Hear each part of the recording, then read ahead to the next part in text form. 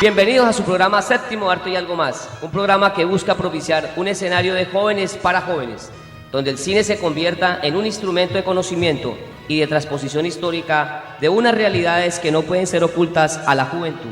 Por eso, desde estos micrófonos de Juventud Estéreo 104.7, Comunicación para la Vida, nos invitan a recorrer la gran magia del cine.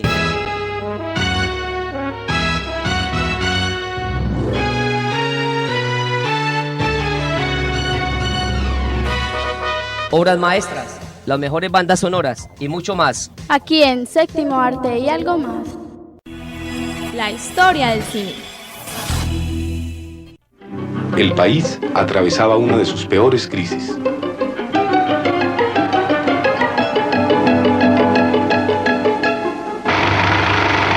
Sin embargo, algo distrajo por esos días las penurias del país. La llegada a Colombia del cinematógrafo, con su acopio de vistas de otros países y con las películas de los hermanos Lumière, que mantenían fascinados y en vilo a todos los espectadores.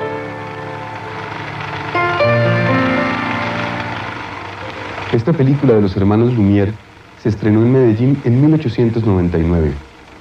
Impactó tanto a los antioqueños que de inmediato la imitaron. Decretaron 4 días de carnaval y salieron disfrazados a las calles, con tanta alegría que la prolongaron 2 días más, pero de repente llegó la noticia de que había estallado la guerra, y muchos, así disfrazados como estaban, se fueron a luchar a una de las tantas guerras civiles del siglo XIX en Colombia, a la guerra tal vez más cruenta y más larga, la guerra de los 1000 días.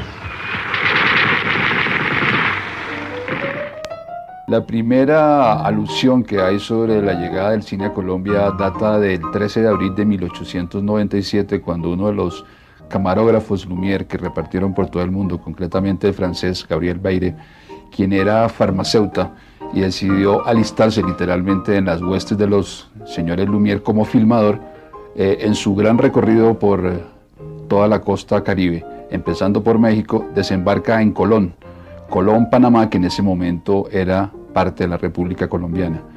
De allí decide hacer una especie de recorrido, sale después para Maracaibo, concretamente para la península de Maracaibo, y allí alguien le gana de manos, que es un término muy coloquial, en el sentido de que esta persona que compra el aparato decide introducir el cine, comillas, en Venezuela, y a su vez entra a Colombia por Cúcuta y Bucaramanga. El señor Gabriel Baire llega a las costas colombianas, concretamente a Barranquilla, y se deja de alguna manera ilusionar por lo que es el trópico, el famoso río Magdalena, y comienza un viaje casi de aventurero, remontando el río, pasando por Calamar, y te llega hasta Honda. Desafortunadamente no llegó a Bogotá, donde él de alguna manera pensaba como dejar la semilla del cinematógrafo, y decide regresar nuevamente a Barranquilla y salir nuevamente para Francia, un poco arrepentido, producto de la fiebre del paludismo de un trópico al cual no estaba preparado. Toda cinematografía que se respete tiene un padre, no putativo, sino un padre real, genético, si cabe el término. Y creo que la cinematografía colombiana le debe a los Di Domenico hermanos todo el desarrollo de nuestra industria cinematográfica. Panamá era naturalmente una ciudad en ese momento donde, después de que el canal de Panamá se construyó y todo, daba oportunidad de trabajo. Y todos los emigrantes italianos, sobre todo de extracción campesina, de extracción obreril, que era la parte más pobre de Italia, que era el sur, provenían casi todos de ellos, así como fueron a Estados Unidos y a Argentina y a otras partes del mundo. No, la primera emigración italiana no era de personas intelectuales en el sentido de que habían tenido una educación superior, sino eran personas que inclusive tenían una educación elemental no más, o casi elemental, muchos de ellos ni siquiera habían completado sus elementales. Él entró por Panamá y allá naturalmente fundó el cine. Ya él había tenido inquietudes cinematográficas con su hermano Vicente y habían hecho, inclusive fotografías y todo, eran muy fotógrafos y toda esa cuestión, empezaron a hacer cine, empezaron a hacer fotografías, etcétera, etcétera. Pero lo más importante es que él allá en Panamá fundó el cine, la primera vez que hizo un teatro o alquiló un teatro que se llamaba Teatro El Dorado, que estaba cerca a la Plaza de Santana de Panamá.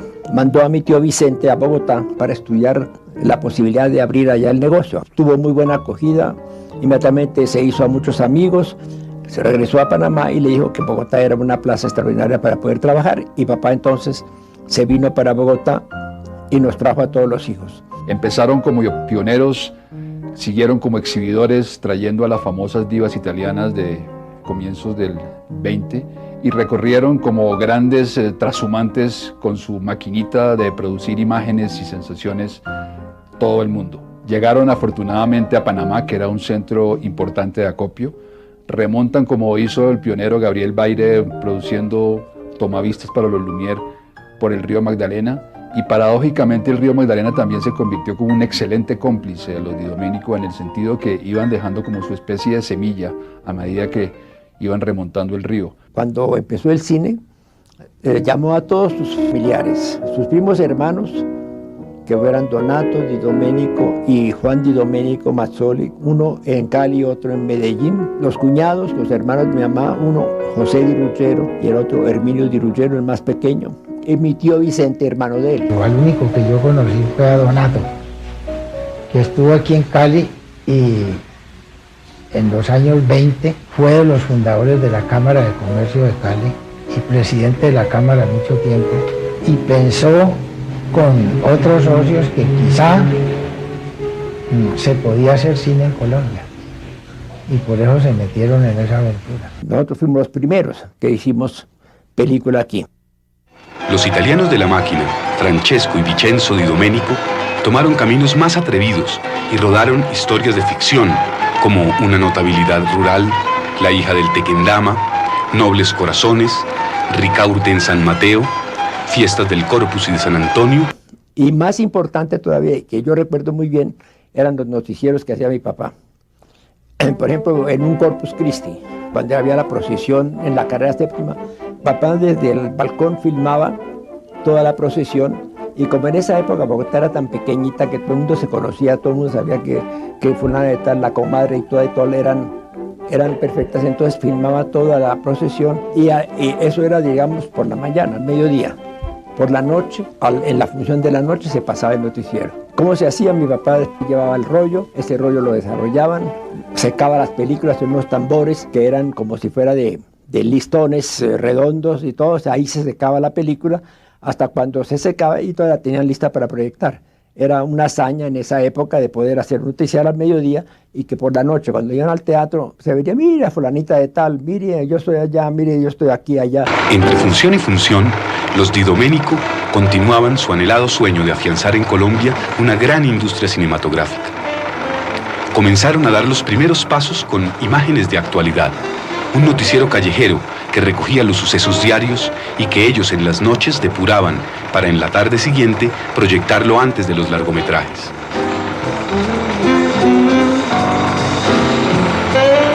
Por primera vez, las 150.000 almas bogotanas se vieron lelas de fascinación en sus cotidianos eventos de procesiones, actos sociales, fiestas religiosas y patrias. Series y producciones de colección.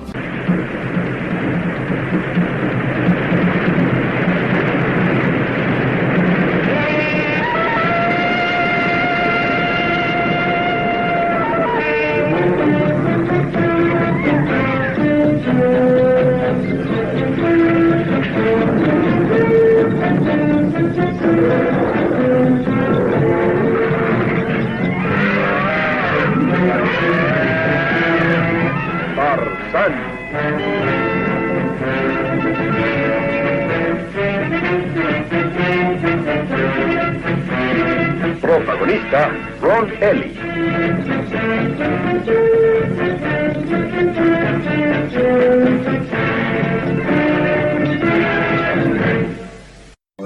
Elegido entre todos por los antiguos inmortales, Salomón, Hércules, Atlas, Zeus, Aquiles y Mercurio, Billy Batson y el señor Mentor viajan por los caminos y rutas de la Tierra en su interminable misión, que es combatir el mal, fomentar la comprensión y buscar justicia para todos.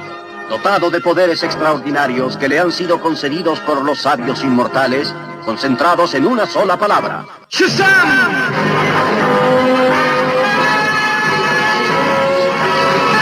¡Shazam!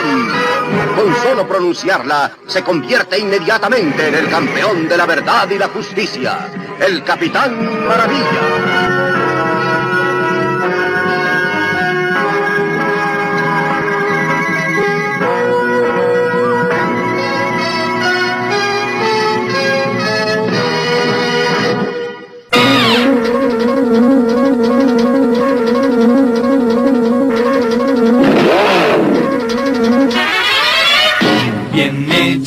Viene Meteoro con su coche veloz, una flecha sobre ruedas, un fabuloso corredor. Monta en su bolido y arranca ya el motor. Es un magnífico piloto, un luchador. Mach 5 ruge y va un león. Al acelerar se lanza como un rayo, será el vencedor. Meteoro, Meteoro, es un triunfador. Ya está preparado para responder, pisando a fondo como si jamás fuese a volver de la aventura de la acción. Meteoro, Meteoro, es un triunfador.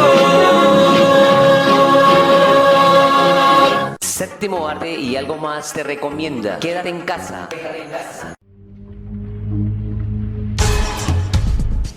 Los lenguajes cinematográficos del séptimo arte.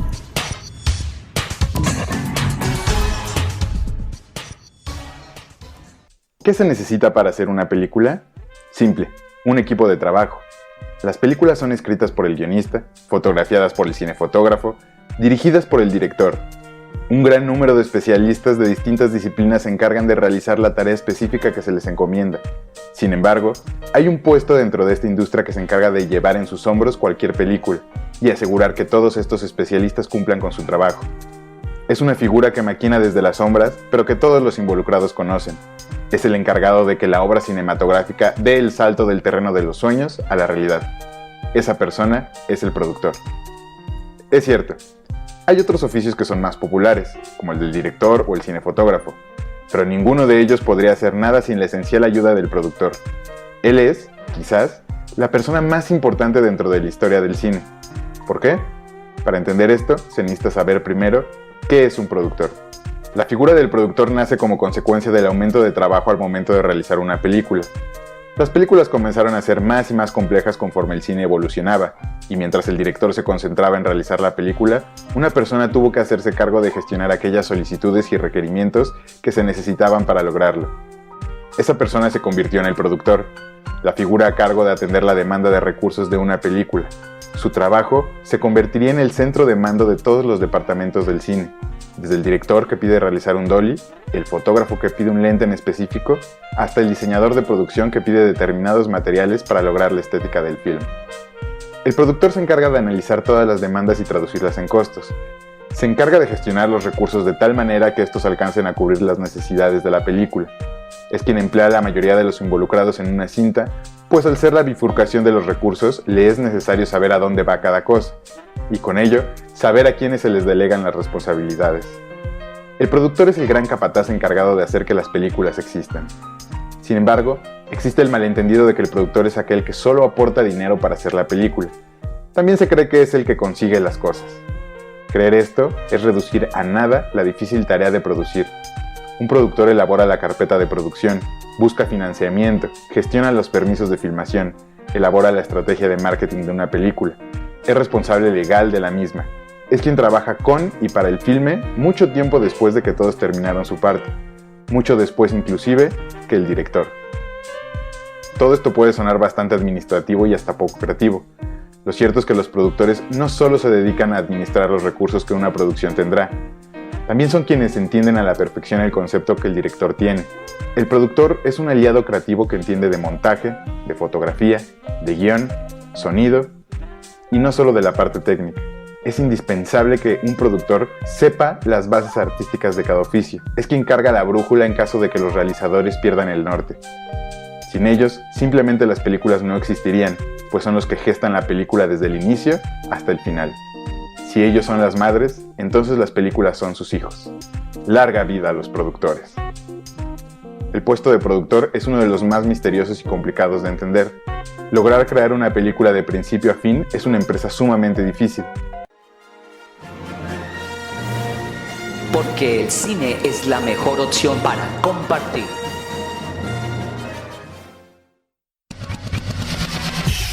La película del séptimo arte.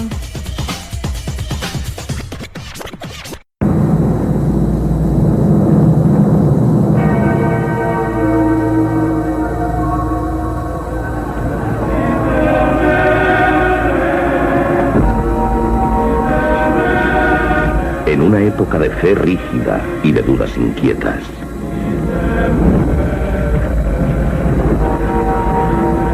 un hombre desafió a las fuerzas del miedo y de la ignorancia. Sois un hombre apasionado, señor Colón.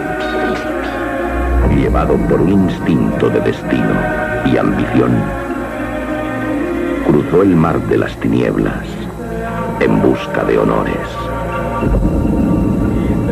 oro y la mayor gloria de Dios.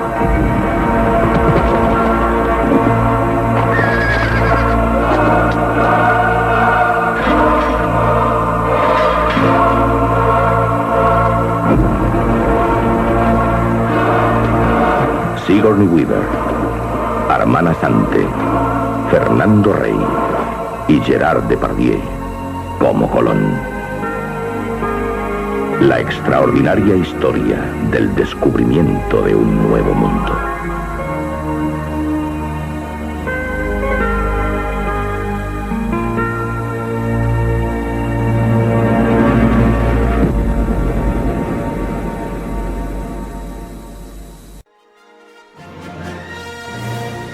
Porque el cine es la mejor opción para compartir.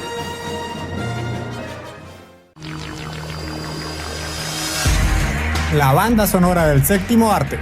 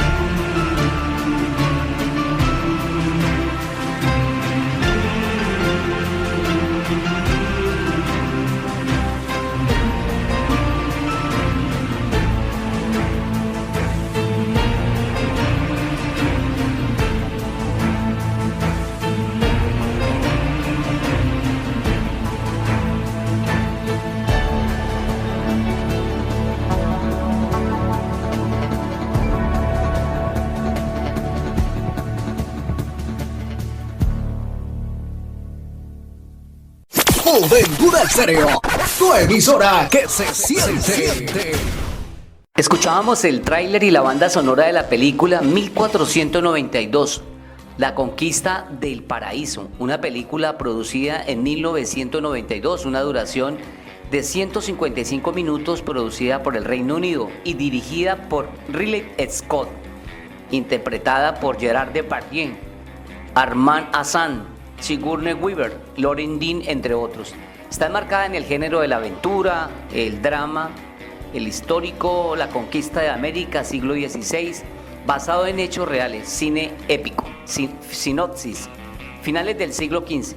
Cristóbal Colón, un navegante genovés, sueña con encontrar una ruta marítima nueva que permita llegar directamente a los mercados de Asia, a fin de prescindir de los intermediarios que encarecían las mercancías. Había presentado su proyecto al rey de Portugal, pero los expertos lo rechazaron porque lo juzgaron factible pero ruinoso. También en Castilla fue rechazado al principio. A pesar de todo, finalmente consigue el apoyo del padre Marchena y del armador Martín Alonso Pinzón. Además, el banquero valenciano Luis Santagel le promete una audiencia con la reina Isabel de Castilla, que aprueba el proyecto. El 3 de agosto de 1492, Colón zarpa del puerto de Palos, ignorando que entre Europa y Asia se interponía un continente, América, y un océano, el Pacífico, que no figuraban en los mapas. El 12 de octubre de 1492, La Pinta, La Niña y la Santa María atracan en una pequeña isla del Caribe a la que llamarán San Salvador. Colón ha descubierto un nuevo continente que ensancha los límites del mundo conocido hasta entonces. Esta película ha estado en varios premios, nominada a Globos de Oro, nominada a Mejor Banda Sonora con la producción espectacular de Vangelis. Sociedad Británica de Fotógrafos, mejor nominación a Mejor Fotografía. Agradecemos a todos nuestros oyentes la sintonía que nos dan todos los sábados en el horario de 11 a 11:30 de la mañana, dial de Juventud Estéreo 104.7, emisora comunitaria que siempre estará de moda. Programa Séptimo Arte y algo más. Anhelamos que sigan disfrutando de este hermoso sábado. Que Dios los bendiga a todos y a todas. Amen la vida diciendo: no a las drogas ni a la violencia. No a las drogas ni a la violencia.